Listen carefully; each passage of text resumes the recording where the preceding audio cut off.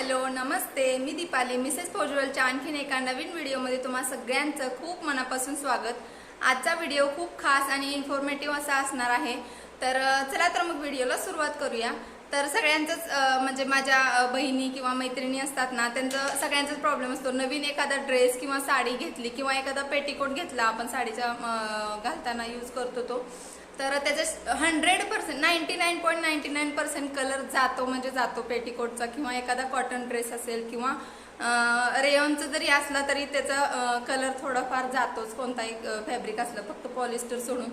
तर त्यामुळे मग तो कलर जाऊ नये किंवा कमीत कमी जावा यासाठी आपण काय करायला पाहिजे आणि मी कोणत्या ट्रिक्स फॉलो करते, मला काय माहिती आहे किंवा मी काय काय करते हे आजच्या व्हिडिओमध्ये सांगणार आहे। आणि फक्त आपल्या किचनमधली एक छोटीशी वस्तू आपण यूज करणार आहे यासाठी। आणि आपल्या कोणत्याही ड्रेसचा किंवा साडीचा, अगदी कॉटन असो, रेयॉन असो किंवा खादी कॉटन असो, कोणताही फॅब्रिक असो, साडी असो, ड्रेस असो किंवा कुर्ता असो किंवा काहीही असो, पेटीकोट असो, तर त्याचा कलर अजिबात जाणार नाही किंवा कमीत कमी कसा जाईल यासाठी काय करायचं याबद्दलचा हा व्हिडिओ आहे। चला तर मग व्हिडिओला सुरुवात करूया। तर हा जो ड्रेस आहे तो मी मीशोवरनं ऑर्डर केलेला आणि याआधी पण मी 2-3 ड्रेस मीशोवरनं घेतले होते। त्याची मला क्वालिटी आणि म्हणजे फॅब्रिक पण खूप छान आलं होतं, म्हणून मी आत्ता हा सुद्धा ड्रेस मीशोवरनं ऑर्डर केला आहे। पण एवढंच की मला मी मरून कलर ऑर्डर केला होता पण पिंक आला आहे, पण फॅब्रिक वगैरे खूप छान आहे। तर चला तर मग आता याला मी अल्टर करून घेतले आणि अल्टर करताना थोडंसं लूजच ठेवलेलं आहे, कारण ह्या ड्रेसचे जे फॅब्रिक आहे ते रेयॉनचं आहे आणि ते धुतलं की म्हणजे पाण्यात घातलं की थोडासा कपडा सिकुडतो आणि भरून येतो। जसं कॉटनचं होतं तशा पद्धतीने रेयॉनचं सुद्धा तसंच होतं। त्यामुळे कोणताही नवीन ड्रेस किंवा कुर्ता घेतला ना की अल्टर करण्याआधी एकदा घालून बघायचा आणि त्याच्यानंतर थोडंसं लूज अल्टर करायचं किंवा मग पाण्यात घालायचं आणि त्याच्यानंतर म्हणजे घालून बघून मग अल्टर करायचा।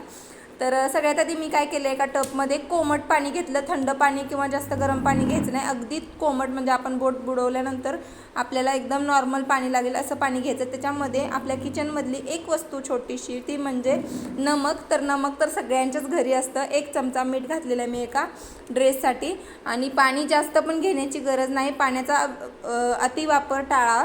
तर आम्ही राजस्थानमध्ये राहतो तर पाण्याची किंमत आम्हाला चांगलीच माहिती आहे, त्यामुळे जेवढं गरजेचं आहे तेवढंच पाणी घ्यायचं आणि थोडंसं कोमट करून घ्यायचं। त्याच्यानंतर 1 चमचा नमक टाकून त्याच्यामध्ये ह्या ड्रेस किंवा कुर्ता, साडी जे काही आहे ते 10 ते 15 मिनटं यामध्येच ठेवायचं। आणि आता बघू शकता तुम्ही 10 ते 15 मिनटं झालेली किंवा अर्धा तास जरी ठेवलं तरी चालेल। तर 10-15 मिनटानंतर हा ड्रेस मी व्यवस्थित पाण्यातून काढून पिळून घेतलेला आहे आणि तुम्ही बघू शकता अगदी थोडासा कलर गेलेला आहे। त्यानंतर साध्या चांगल्या पाण्यामध्ये अजून एकदा पिळून घेऊन त्याच्यानंतर कोणताही ड्रेस असो किंवा कलर जाणारा कपडा असला की सावलीतच उन्हात घालायचा आणि उलटं करून वाळत घालायचा। तर तुम्ही बघू शकता नवीन ड्रेसचं मी आता तुमच्यासोबत म्हणजे तुमच्यासमोरच दाखवलं, रिअल लाईव्ह मी करून दाखवलेलं आहे कसं कसं आहे ते प्रोसेस। आणि आपण नेहमी नवीन ड्रेस आणला की पटकन अल्टर करतो आणि घालतो आणि त्याच्यानंतर मग साबण किंवा निरम्या वगैरे यूज करून, कोणताही मग पावडर साबण असू दे आपण यूज करून ते कपडे धुतो, तर एकदम जास्त असं एकदम डार्क कलर जातो त्याचा कपड्यांचा, कोणताही मग फॅब्रिक असो, साडी असो, ड्रेस असो।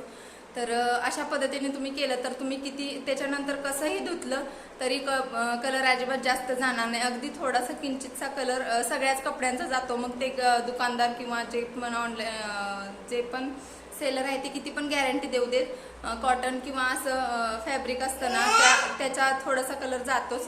तर चला तर मग ही ट्रिक तुम्हाला कशी वाटली हे नक्की कमेंट करून सांगा। व्हिडिओ आवडला असेल तर प्लीज लाईक करा, शेअर करा, कमेंट करा आणि चॅनलला सबस्क्राईब केलं नसेल तर सबस्क्राईब करायला विसरू नका।